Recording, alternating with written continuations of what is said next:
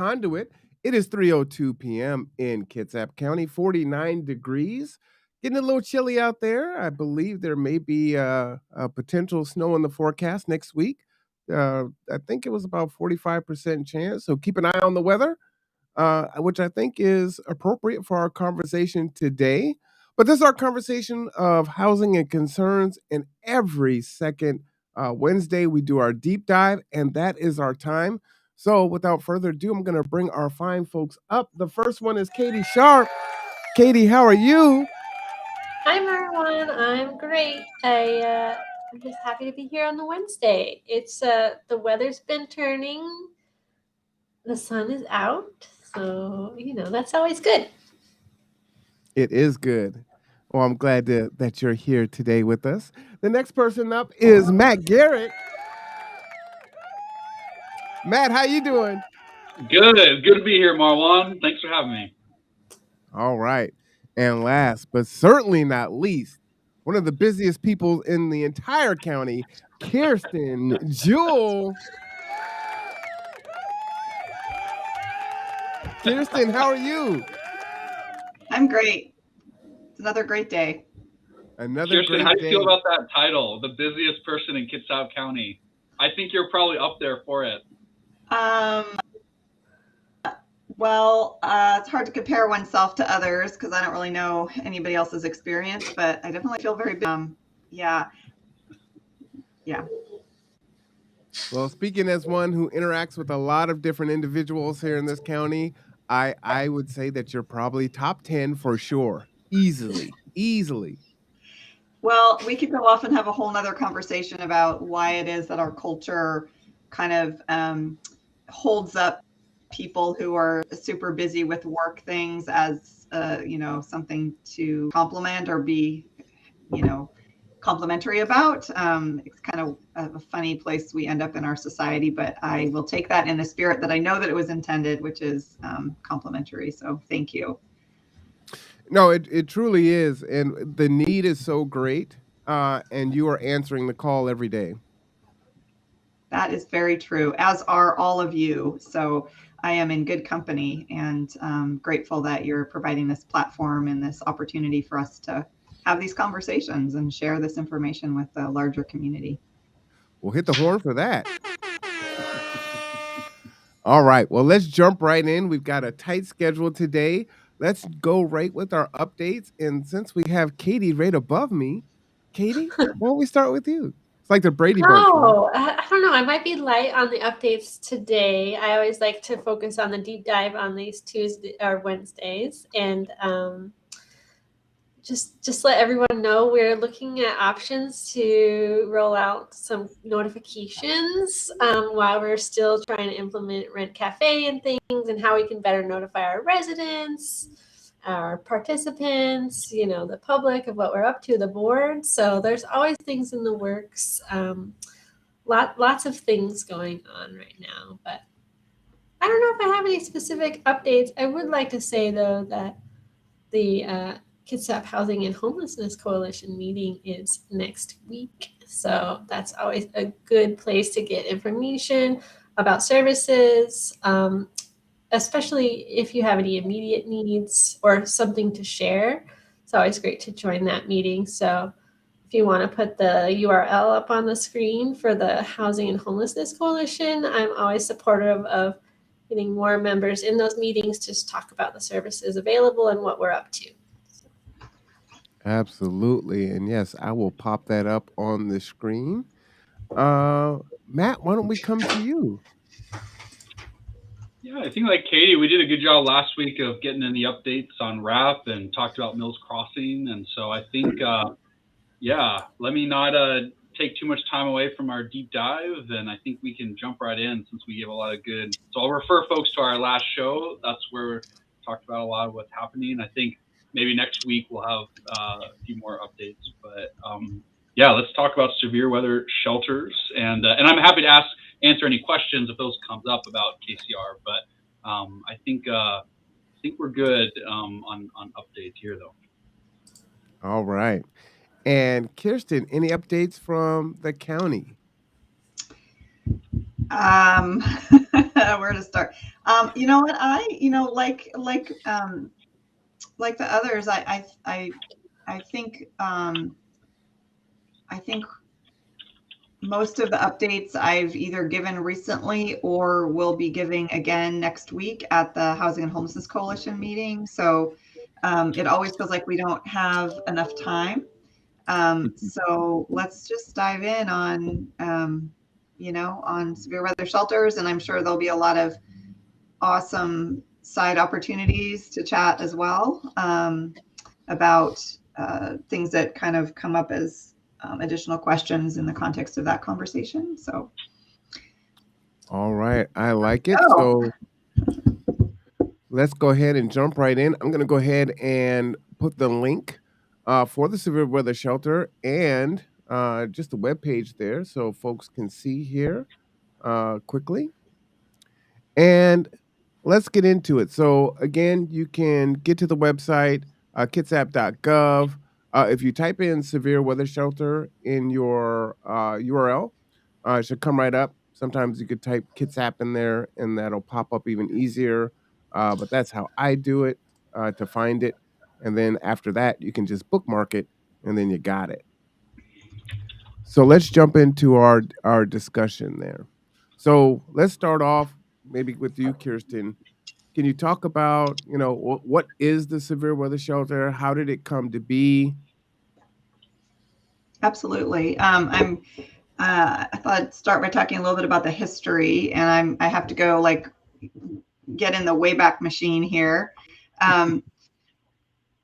My recollection is that the severe weather shelter program originated with a committee of people that was sort of spearheaded by Sally Santana, who's one of our longtime, sadly now past heroes of homelessness in Kitsap County. And she worked with the Housing and Homelessness Coalition, which was called the Continuum of Care at that time, to develop an outdoor homeless committee that was specifically working to come up with solutions for people who weren't in shelter and were struggling with surviving outside. Out of that committee came an initiative to have the first severe weather shelter, which I believe was hosted at Bremerton Food Line in Bremerton, which was a food bank, not designed. The building wasn't intended to be a shelter, but they were willing to answer the call for that need in the community. And they approached the county about this issue, and we developed a relationship whereby the Department of Emergency Management was involved in helping qualify volunteers and kind of oversee the government end of the severe weather shelter program. That went on for a couple of years. And then when the Bremerton Salvation Army completed their beautiful new addition to their facility, there was a idea to maybe move the severe weather shelter into that building instead of the food line, where people were basically sleeping in the aisles between, at the food bank. And so the Salvation Army graciously agreed to host it. And it was a very successful program at the Salvation Army for a couple of years. And then a group from, I believe it was Port Orchard, a church from Port Orchard approached us and said they were interested in having a severe weather shelter in Port Orchard as well. And so we sort of spun up a second severe weather shelter, and then subsequently a group in Silverdale said the same thing, and then a group in Kingston said the same thing. So we've sort of added severe weather shelters over the course of the last, 5 or 6 years now. Actually, add 3 years for the pandemic, so that'd be 8 years. The severe weather shelter programs are a really unique program in our county and in other counties, across other counties as well. They are 100% volunteer led and run and operated. It's a partnership between the county Human Services Department, which is the department the division that I work with, the Housing and Homelessness Division, the Department of Emergency Management at Kitsap County, and each one of the individual that hosts and sponsors the severe weather shelter in their community. So the Department of Emergency Management is the one that their part in the partnership is that they take the volunteer applications, they vet them, they do background checks, and each person who volunteers for the severe weather shelter becomes what is called a state emergency worker. And they have, as part of that state emergency worker program, they are covered under the state emergency insurance. So if anything were to happen to one of the volunteers while they're serving a shift at the severe weather shelter, they're covered under the state emergency worker insurance. They also do a lot of the advertising for us, and they're the ones that make the determination about when the weather has met criteria to activate the shelter. The county, our role, the Housing and Homelessness Division's role is that we provide a lot of the coordination of efforts between the four severe weather shelter sites. We help provide sort of backbone support for the scheduling of those shelters, and we also, have a website. We help recruit volunteers. We're sort of like the coordinating entity, if you will, between the different programs. And then the four individual programs, their responsibility is to secure a location, make an agreement with that location that they can use it, develop their own individual operating procedures for that particular location, recruit volunteers, train volunteers on their location, and then do the scheduling for the severe weather shelters when they're activated. I'm sure I've forgotten some things here, but that's roughly the way that the partnerships work. The way the activations work is that when the weather meets certain criteria, and that criteria includes being below freezing overnight, an inch or more, I think it's an inch or more of snow on the ground or overnight. I think it's excessive rain can trigger an activation, or high winds, so a high wind warning. So the Department of Emergency Management monitors the weather, and twice a week they send out an update to the county, to Housing and Human Homelessness Division, saying it looks like the weather is going to meet criteria or not meet criteria for tonight, for the next couple of days. If we do meet criteria, then our staff immediately reaches out to all the severe weather shelter managers and says, we're going to meet criteria tonight. Please get back to us by 11 o'clock if you have enough volunteers to staff the shelter for tonight. So they immediately turn around and go out, put a call out, hey, we need volunteers for tonight. If we know it's going to be activated for the next couple of nights, they also recruit for the next couple of nights. And then they get back to us and say, yes, we have volunteers. And then we let DEM know, and we all start advertising the fact that the shelters are open. So it's quite an amazing effort, and it's quite cool that it's 100% volunteer run. I'm sure we'll have more conversation. There's a lot more I can share about it, and I do have some recent statistics to share also. Well, before you jump into this, and answer questions or respond to comments. Yeah, absolutely. Well, I love statistics. Katie and Matt, just kind of hearing some of the history. I don't know how much you knew about that. You just give us some comment on that. And what is Bremerton Housing Authority, or KCR's, relationship with the severe weather shelters, if there is a connection there?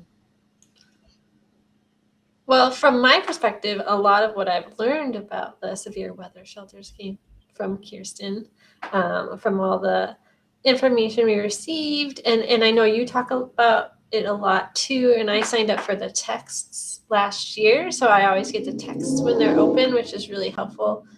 I know sometimes it's mentioned, there's no Bremerton location, and I know that has to do with the Bremerton or the Salvation Army having an overnight shelter all the time.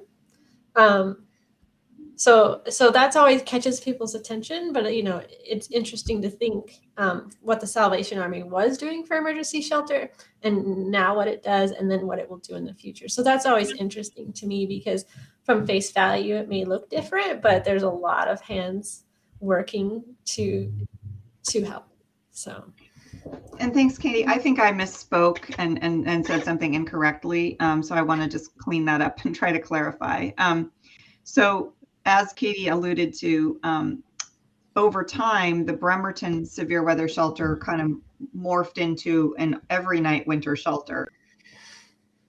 Operated an every night winter shelter for the last 3 or 4 years before the pandemic.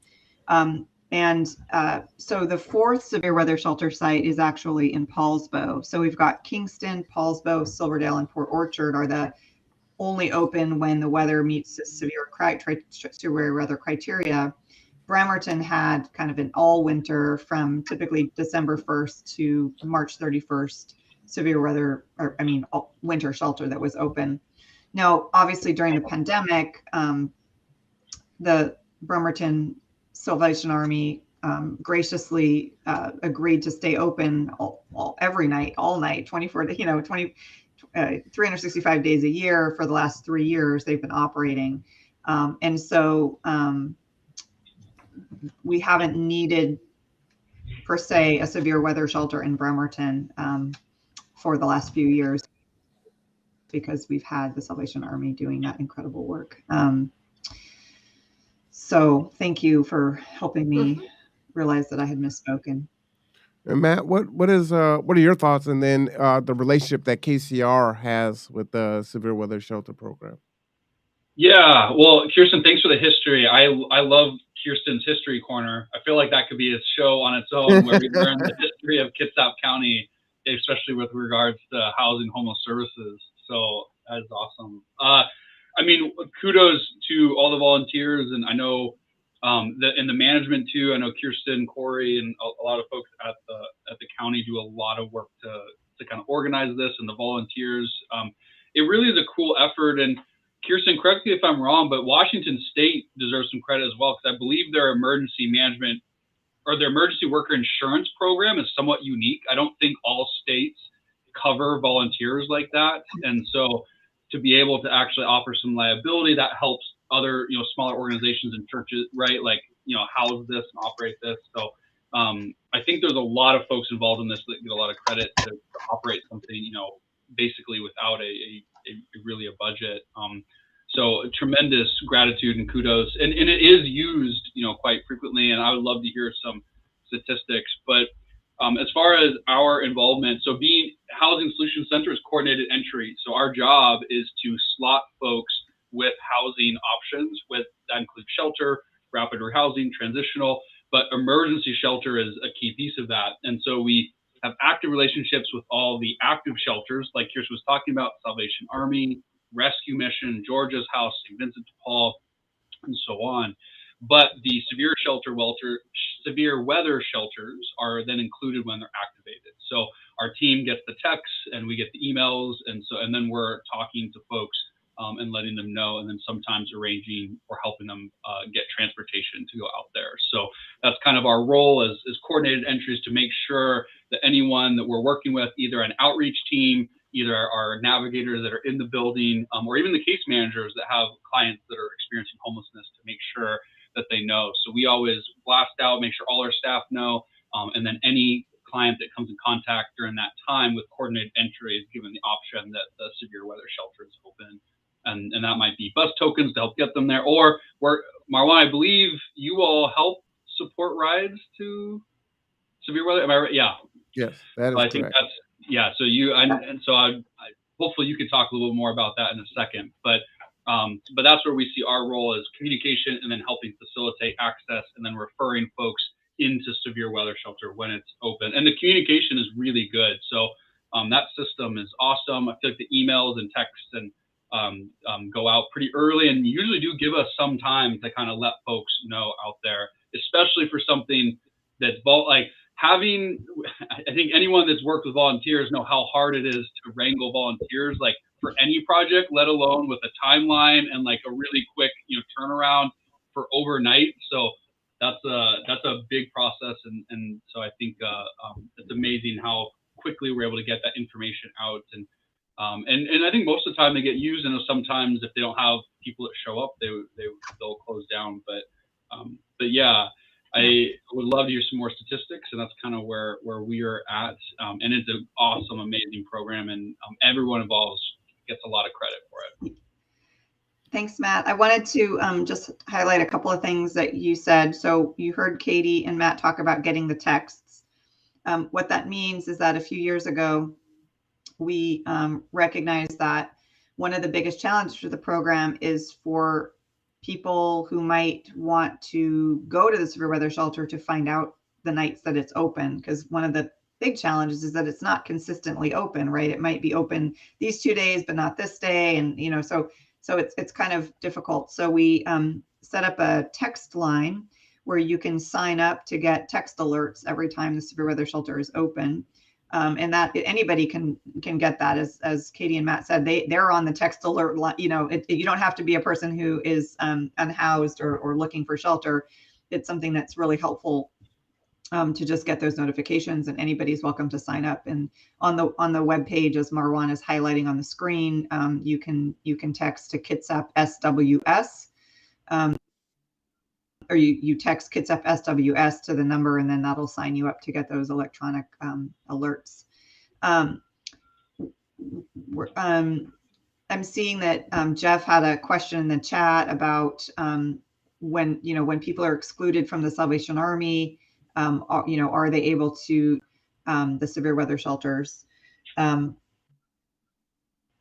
I don't know your question, Jeff, because one of the features of the severe weather shelter is that it's really, we consider it to be a life-saving program.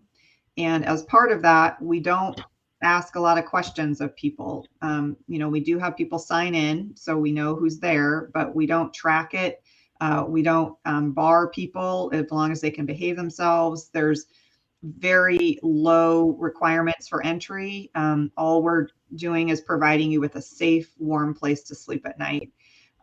So anybody, even if somebody had been, not able to be in one of the other shelters, that wouldn't necessarily disqualify them from going and staying in one of the severe weather shelters. And we really try to get as many people as we can into those severe weather shelters.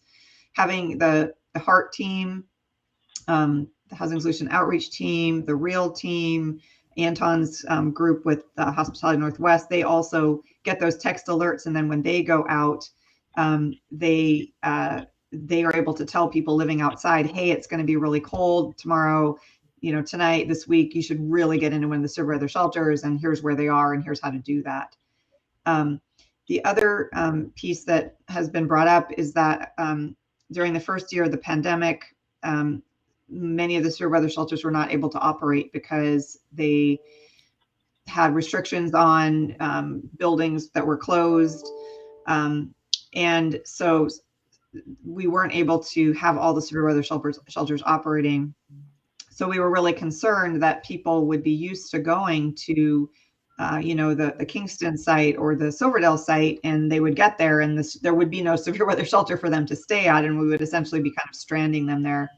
So we contracted with Gather Together, Grow Together to provide transportation for people from those sort of shelter sites where there wasn't an active shelter to one of the ones that was open in Paulsbo or Port Orchard. That was extremely successful. And we've been able to continue to fund that transportation effort and even expand it. So we essentially have kind of a dial now where people can call the phone number that we provide that's advertised everywhere to call Gather Together, Grow Together. And almost always they're able to go and pick somebody up and take them to the nearest severe weather shelter. And then in the morning, they can return them back to where they picked them up. And I think that's really been dramatically helpful in increasing the availability of the severe weather shelters for people who might otherwise not be able to reach them due to transportation limitations. So we're really grateful to partner with Gather Together to Grow Together on that. And it's definitely increased, I think, the effectiveness of the program.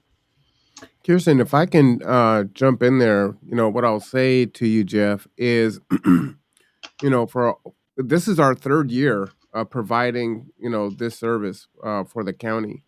And as far as I know, we have never been called to take someone away from the shelter because they could not stay, right? In the 3 years, so we're going into our third year. So, and all the time we've been doing it, we've been just taking folks to the shelter and not taking them from the shelter because they couldn't stay. So, I hope that answers your question.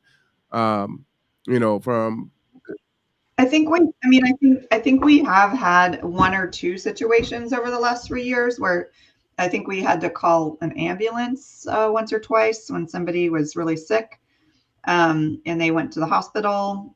I think they ended up coming back to the severe weather shelter after. Occasionally there is a behavior issue, and then we typically have to contact to help out with that. But for the most part, the programs run really smoothly, and people are grateful to have a place to stay warm and dry. And we try to connect them with resources on a limited basis while they're there, even though it is overnight, so it's kind of nothing's open. And but we try to make sure people are aware and try to get them to call Housing Solutions Center in the morning. There's a question from Jeff specifically asking if anyone this year living unhoused on Martin Luther King Way, and I don't know the answer to that. That's something that we can, you probably reach out to the coroner's office. They're really awesome about tracking that, and every year they actually have a memorial service for people who died and whose bodies were unclaimed, or people who were indigent. So definitely the coroner's office would have that information, but I do not. The other thing that I was going to say in regards to providing the transportation, there's always something that you as a community can do when it opens. If you're getting those text alerts, let people know, get the word out, because we don't want anyone to be unhoused during these weather conditions. It's quite harsh, and the window isn't a long window, right? Kirsten, if you could kind of talk about that, right? When the weather conditions are determined that it can open, they have a very short window to find the volunteers to staff it and open the location, and then we have a few hours after that, once the alert goes out, to get the word out so that we can get everyone to the shelter by, I believe, 9 p.m. If that is correct, Kirsten. So the Yeah, so more people can check in typically from 6 p.m. to 9 p.m. And then, there's a safe overnight time. And then they have to, unfortunately, most of the shelters, they have to check out by, 7 in the morning.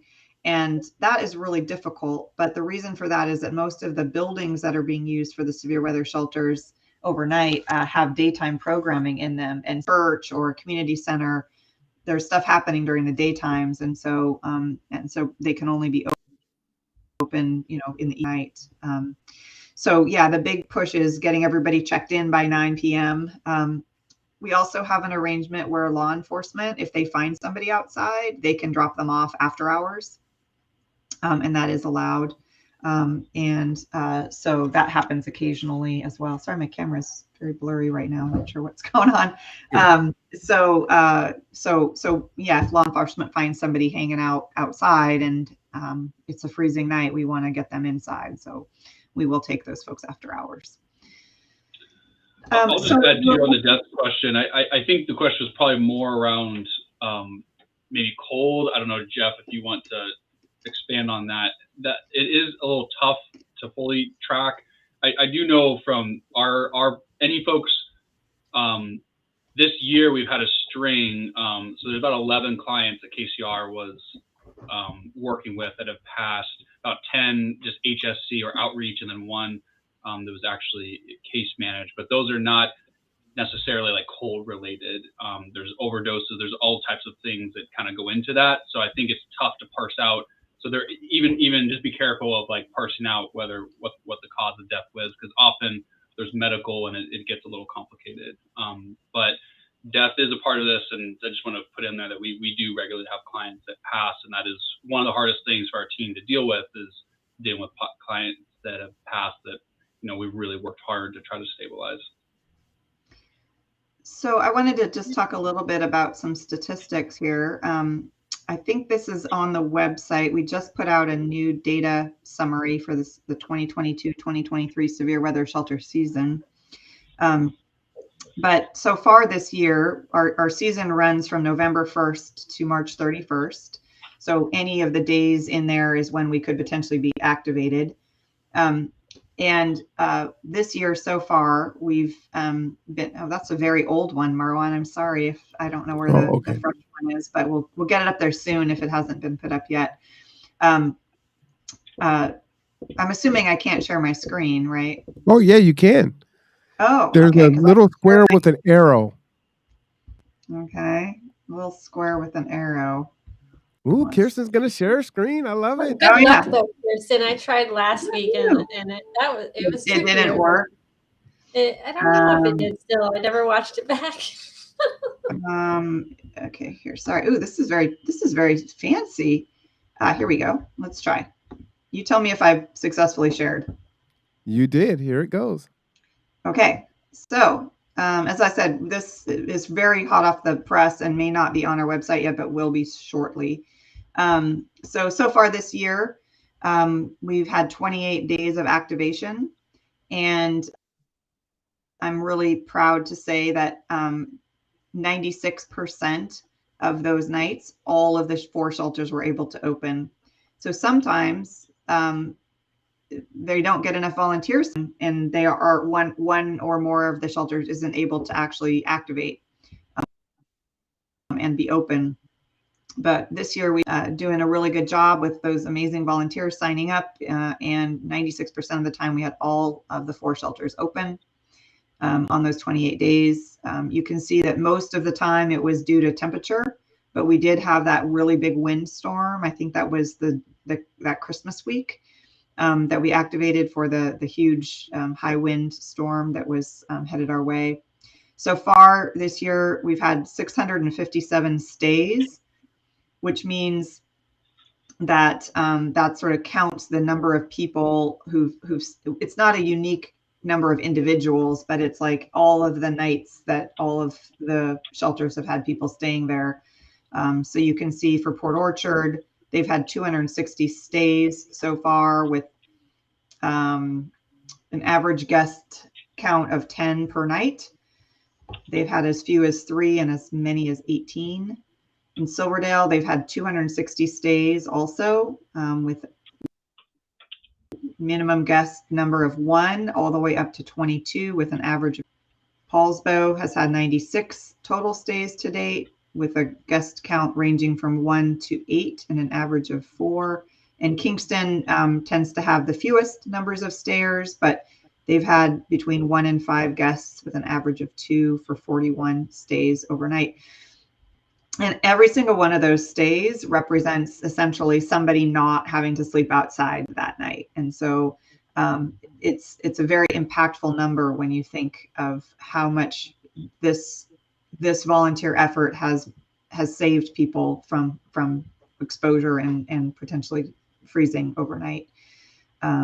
So we're, just extremely grateful that we work and live in a community where there are so many volunteers who are willing to come together to make this happen. And, even if we just get one person staying in a shelter, a severe weather shelter, a particular night, on one hand, it seems like a huge amount of work, right? All these volunteers, it took 6 volunteers per site to activate for that night, and just a huge amount of effort. But that one person, didn't freeze to death overnight. So it was all worth it. And that's how I feel. And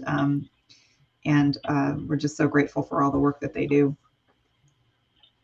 Kirsten, is there a capacity? More volunteers. and we're definitely going to go over how to volunteer. Yeah. Is there, are we at capacity at the shelters? Can we take more?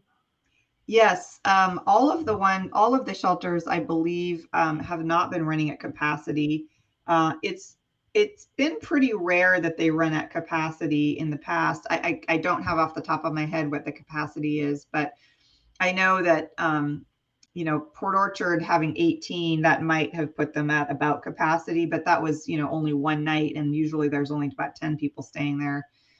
Kingston can definitely take more than 5.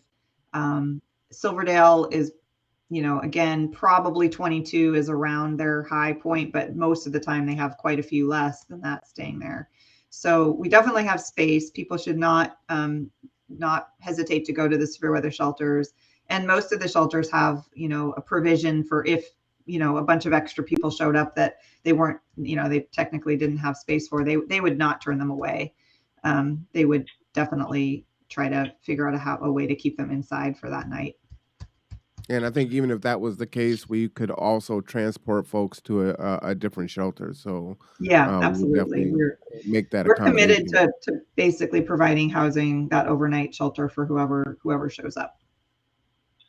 Kirsten, how do you interpret the data of Port Orchard and Silverdale, to have so many more stays? Do you think that's demand? I mean, obviously that can feed in kind of the narrative of having a shelter in the Pacific building down there, but how are you interpreting that kind of? I mean, that's much larger, than Poulsbo and Kingston. Yeah, that's a great point. I think, if you look at the population around those communities, it's kind of reflective of that. Kingston has a pretty small population of people. Kingston does kind of, attract potentially people from the Hansville area and Port Gamble and all of that as well, but it's just not as much population in the Kingston area. And I think that's reflective of the numbers. As well, also smaller city, not as many population, not as much population overall, whereas Port Orchard and Silverdale do have a much larger population. So I think that's probably what I would draw from that. I think, we are grateful to have these numbers because they do help us kind of gauge what the level of need is for shelter. And as you can see in Port Orchard, there is quite a need, as there is in Silverdale. I mean, not to minimize the Poulsbo and Kingston need, but there's just a higher volume of people who are looking to get into severe weather shelter on any given night in Port Orchard and Silverdale. And with the rescue mission and the Salvation Army, shelter, that takes off some of the load.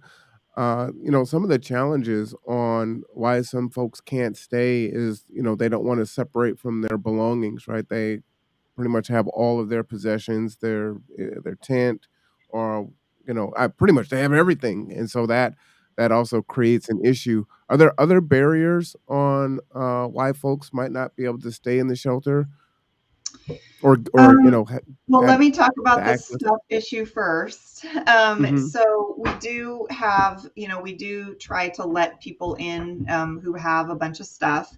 They're asked to put their stuff in a plastic storage container for the night, and then they can retrieve that in the morning. So that's intended to reduce the barriers for people staying there. They don't have to, relinquish their stuff.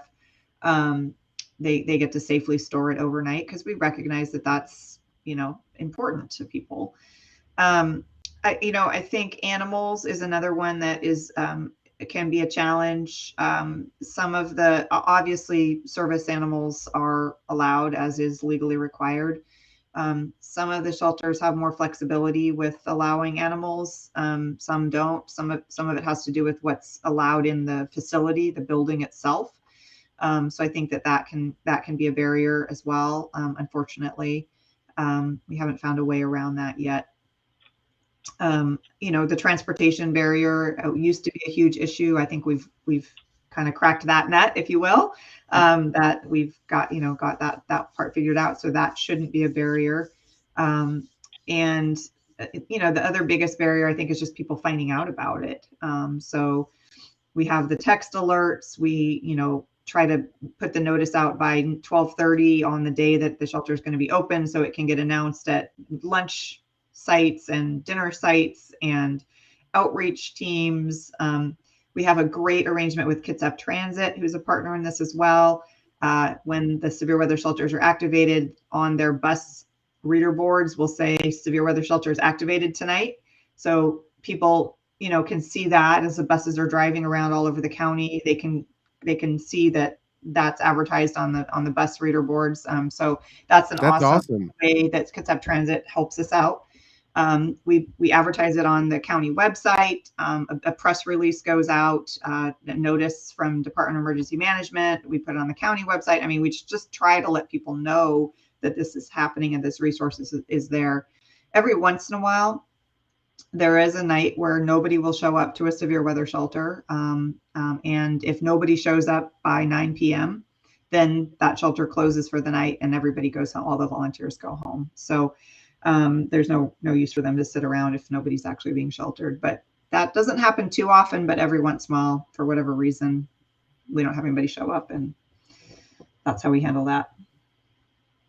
Well, Kirsten, you gave me a great idea. I'm going to look into what it would take to outfit our vehicles with small digital reader boards, because we're all over the county. So I think that would be, pretty awesome. And not just for severe weather shelters, but other prominent information too.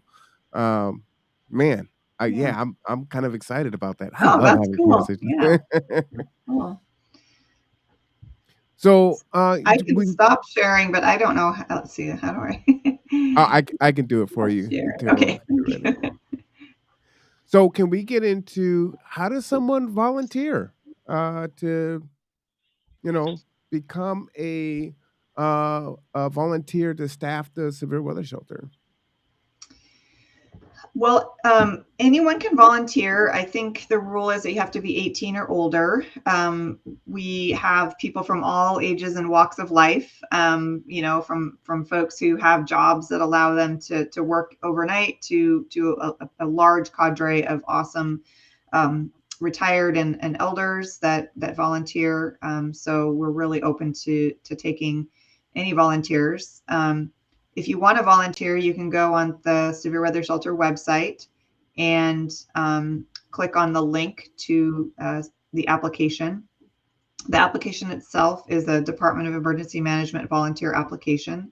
You just fill that out electronically, and then the DEM staff will take the application and run it through a background check. So you do have to be able to pass a Washington State background check to volunteer.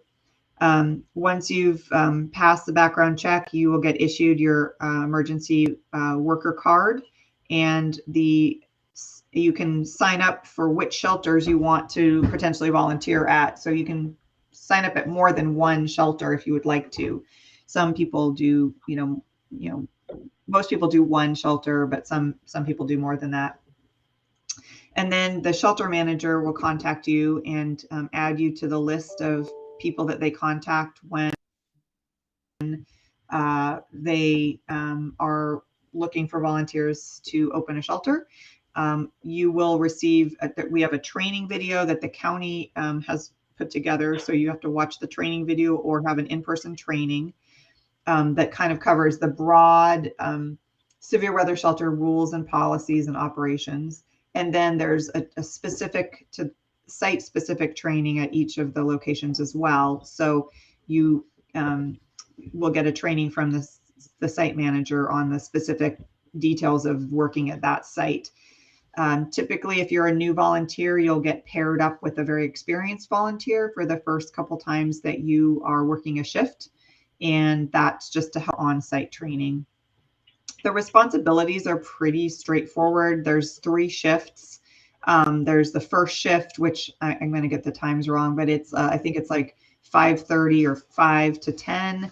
And that shift is setting everything up, getting the cots out, preparing the beds, opening the doors, putting little sandwich boards out, that kind of welcome. And then they welcome the guests in, check everybody in, get everybody settled.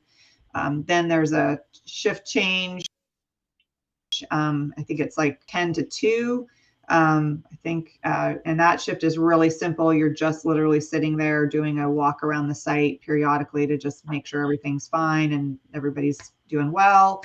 You can bring a book, you can play cards, you can you're just sort of there to monitor, make sure everything's, going fine. And then there's a morning, and they, rouse everybody in the morning, kind of get everybody up, reunite people with their stuff, check people out, put the cots away, clean things up, and then, sort of shut the shelter down for the night. So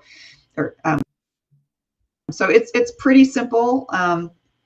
A lot of people love doing it, and we have some extremely dedicated shelter volunteers who volunteer frequently, but we always need more shelter volunteers. It's a real shame when we can't sites because we just don't have enough volunteers to make it happen. I have a question. This might be, you might not know the answer, but this is for everyone. So it's interesting that you mentioned volunteering and background checks. For the last 2 weeks, I just got 2 background checks done for volunteering for 4-H, and I was just my daughter's in a play, and they need volunteers, so you have to do a background check to work with the kids. Do you know if it's the background checks? For one, it doesn't count against you to have a lot of background checks, I assume, but it is interesting to think that these are all individual background checks for different reasons, and how long they're good for. Does anybody know that? I believe that for the Severe Weather Shelter program, you have to kind of re-up your volunteer application every 2 years. Like you have to get it, you have to kind of you have to sign up again. Like, yes, I want to keep volunteering. I think it's every 2 years. I don't know if they do another background check at that point. I'm guessing they do, but I don't know for sure. I don't think it counts against you to get a lot of background checks. It just means you're an awesome human who does a lot of volunteering. Yeah, I was just saying, I don't think it hurts you. I think the people that we work with, our clients and those who have to fill out all the forms, a lot of times it is a lot of background checks. So that's why I was curious, because it is interesting to think about that as like. And to be honest with you, I don't even really know what the criteria is that would potentially screen you out from being able to volunteer for a severe weather shelter. The Department of Emergency Management has criteria that is set for the emergency worker program, and I don't know what that is. They're the ones who sort of decide if somebody doesn't meet the background, because I think a background check essentially will pull up any criminal history that you might have, essentially. And what are those red flags, right? Yeah. But I don't know, like, if you had something in your background from 25 years ago and nothing since then, I don't know that would necessarily screen you out. I just don't know what the criteria is for it. Kirsten, do you know if it's the Washington State Patrol background check?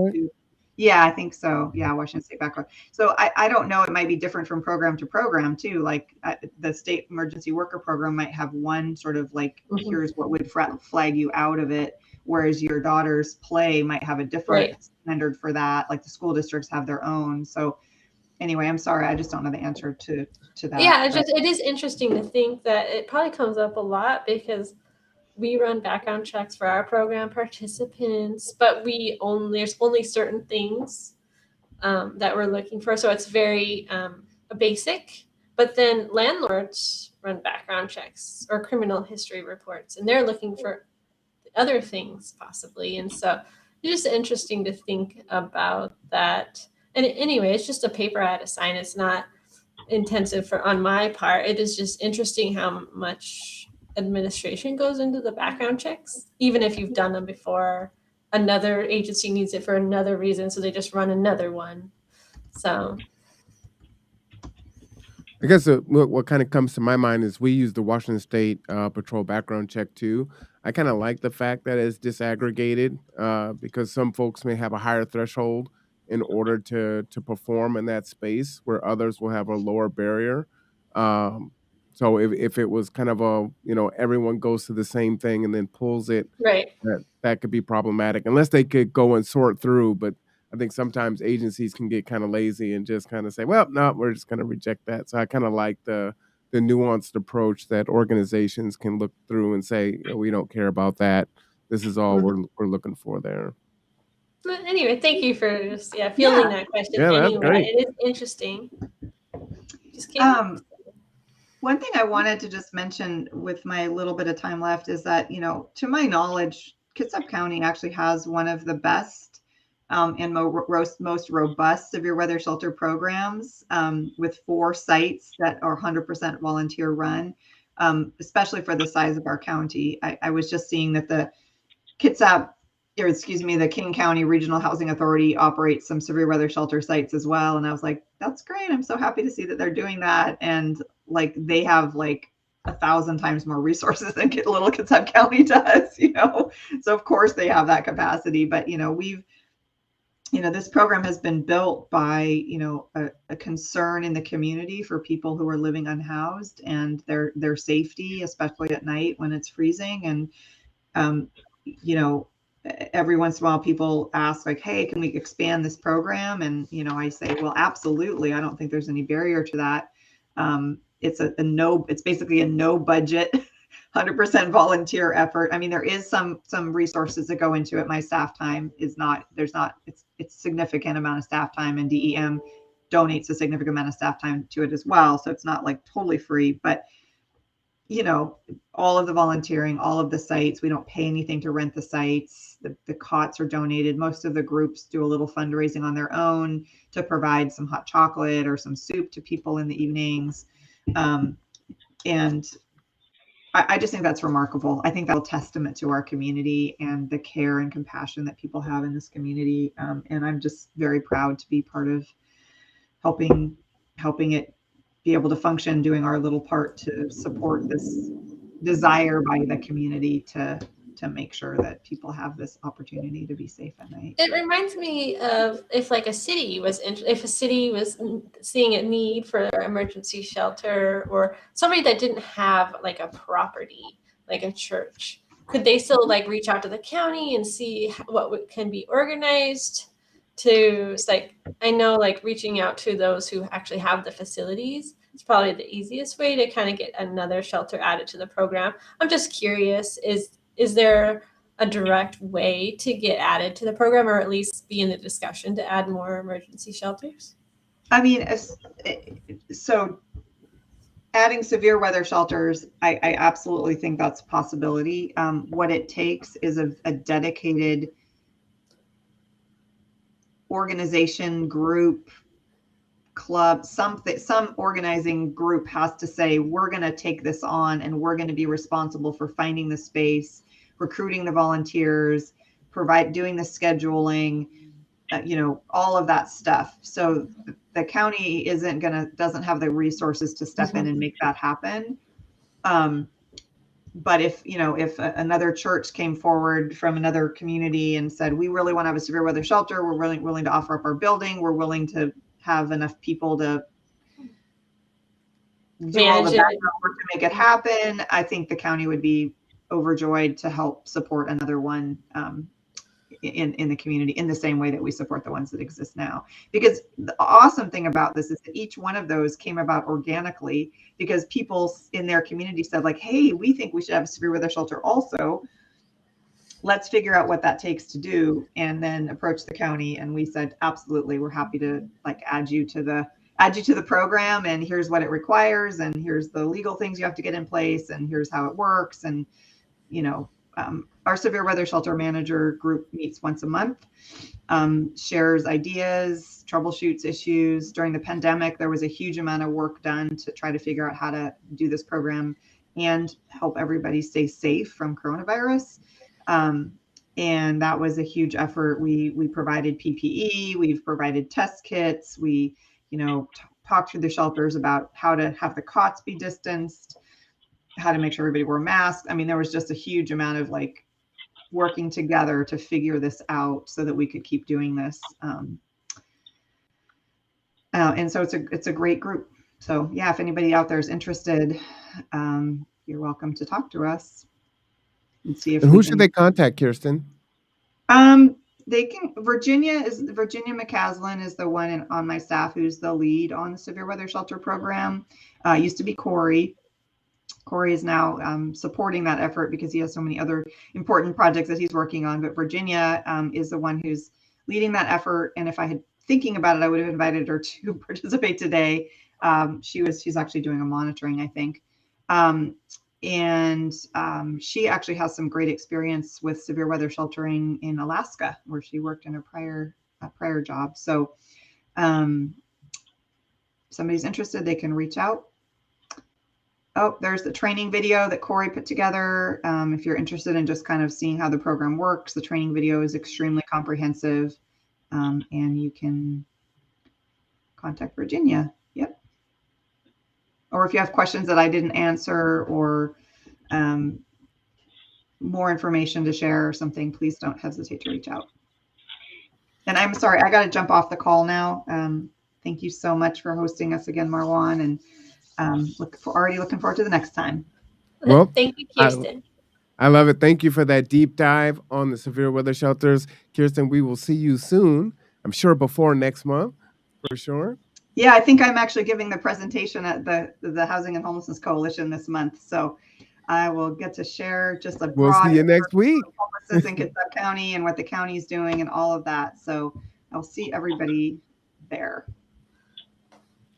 For sure. Thank you, Kirsten. Bye. Bye, Kirsten. All right. That information is so important, and that service is so needed. So we're definitely glad to be a part of the solution there. And, you know, as I was saying at the top of the hour, the weather is supposed to dip here next week, and we've got a possibility of snow. So it is very likely that the severe weather shelter is going to be opening here in the next few days. Some other pieces that Kirsten didn't mention is the severe weather shelter is open until March 31st. And so that's how it is every year. We have mentioned it before that Salvation Army will be closing their severe weather shelter here, I believe, March 31st also. So that will change some things. But typically, that is when the weather turns and we're, outside of that window of, sub-freezing temperatures and whatnot. And while the need for people to be sheltered still remains, it's not the harshest of conditions during that time. And again, with the whole program pretty much being volunteer basis, it just becomes a matter of resources, right? What are your thoughts on kind of this presentation and learning more about the severe weather shelter and what it is and the history and how it operates? And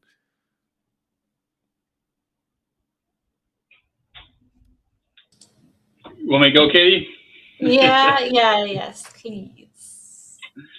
Yeah, I mean it's a tremendous, as I was saying earlier, it's a tremendous program, and I think Kirsten and all the volunteers and Virginia and Corey should get a lot of credit. And like Kirsten said, not every county has this. Not every county has the text and the ability to integrate some of the communication technology, and so it is huge. But I think, Marwan, the difficult thing is these are still, temporary measures, and with the Salvation Army, not for lack of want, but resources and other reasons internally, it is going to lead, especially during the summer months, right?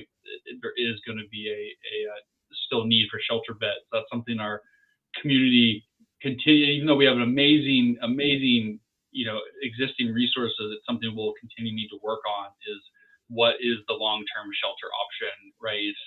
And the severe weather shelters are always a substitute or always a supplement, right, for folks, but they're not a substitute for ongoing shelter services. And the Salvation Army does a tremendous Herculean job of being open year-round during COVID. But I think it's definitely something our community will continue to reckon with, for sure. yeah, absolutely. Woo, man, I love the deep dives. Katie, this was your idea for the deep dives, right? I don't know. I know we talk a lot, Marwan. These podcasts. So we always get together and we say, these are great ideas. I look forward to this because I always learn something new from Kirsten, and it's important to know about these opportunities to help those who are unhoused in a structured way, in a safe way. Mm-hmm. So the fact that this is like not managed by the county, but supported by the county, knowing that there's all of these protections in place that we can safely help. It's amazing. I love hearing about this program. Absolutely. Well, I think you are very humble, as everyone on this panel is, doing this great work, which is fantastic. Programming note, wanted to let folks know, and I don't know if you guys know, but today G2 has turned 5 years old. So we just want to thank everyone in, 5 years of service here in Kitsap County. And we hope to continue to serve the county for years to come and increase the things that we're doing and do things better. From how we've started, we've come a mighty long way, because it started inside my house here, and it got out of my house. We got a building downtown, and now the studio's back in my house. So I guess it's just G2 is everywhere, right? The spirit exists everywhere. So it is what it is. But we wanted to, thank all the people that we've served. We want to thank, all of the organizations and individuals that have supported us. Coming on every week, every Wednesday is, you are all tremendously busy. So to carve this space out to come and provide information and dialogue is very special to me and to us. So we just wanted to thank you for that, because it could be a thing of, it'd be great, Marwan. We'd love to do it, but we're just too busy. Maybe I can give you an email with some updates and you could just share them out, yourself, but you actually carve time out of it. And the organization values it enough to say, hey, we can use time for this. So that's really important. And so from the county and Bremerton Housing Authority and KCR and the Kitsap Housing and Homeless Coalition and all the organizations that are a part of that, G2 wants to say thank you and have you celebrate with us virtually. Well, it's very reciprocal, Marwan. G2 fills a niche in the community that, right, this communication hub, right? How much communication about services is now on the conduit and the transportation, right? The food. It's really amazing what you do. And I can't believe it's been 5 years. I remember, I think it was the fall of 2018 when I first started as a manager at KCR. It was one of my very first team meetings that we were kind of talking about resourcing the community, and someone said, hey, there's this new gather together, grow together, giving free rides. And everyone was like, what? They're just giving away rides? And so I always remember that. You're one of the first resources that I heard about, and just as a new, kind of new on the scene. And so to see where you are now and how much you give personally, it's very reciprocal. And thank you specifically for all the work you and your team, right? Rob and everyone else that drives, I mean, it's, it's really, really something special what you all have done. And what, for the organization your size, how much you've been able to impact is amazing. So thanks for sharing that. That's awesome to be able to celebrate with you all. I appreciate that. The hubris of offering free rides in the beginning. That was not a sustainable operation. Yeah. Yes, but it got you going, didn't it? It did, right?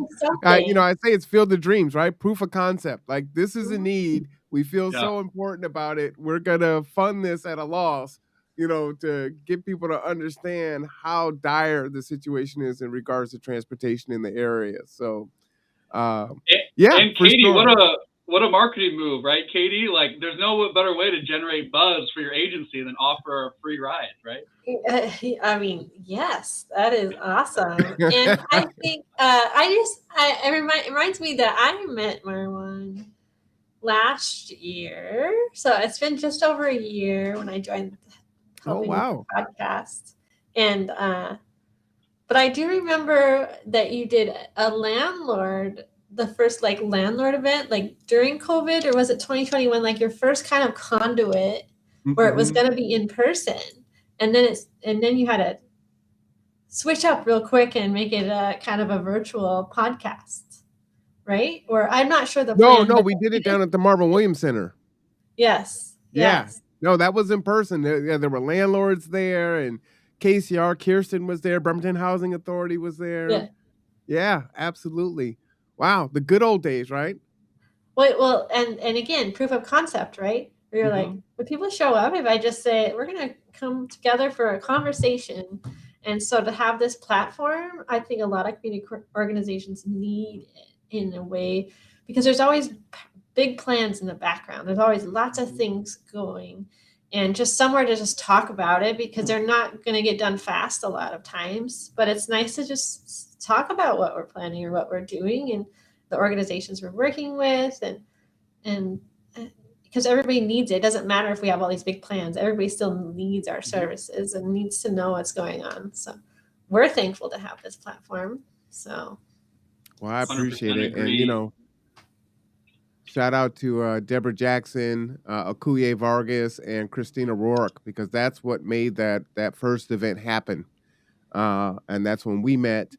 I'd already known Christina, and then she introduced me to Deborah and Akuye.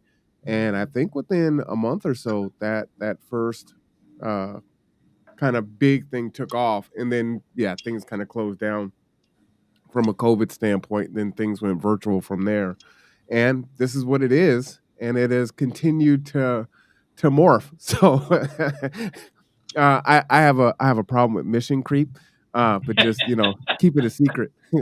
But that is an actual thing. But Katie, well, to your point. Oh, sorry, Katie. Go ahead. Oh no, I just was gonna say I was thinking about how many videos are on your YouTube and how you keep talking about organizing them, but that's a whole nother job.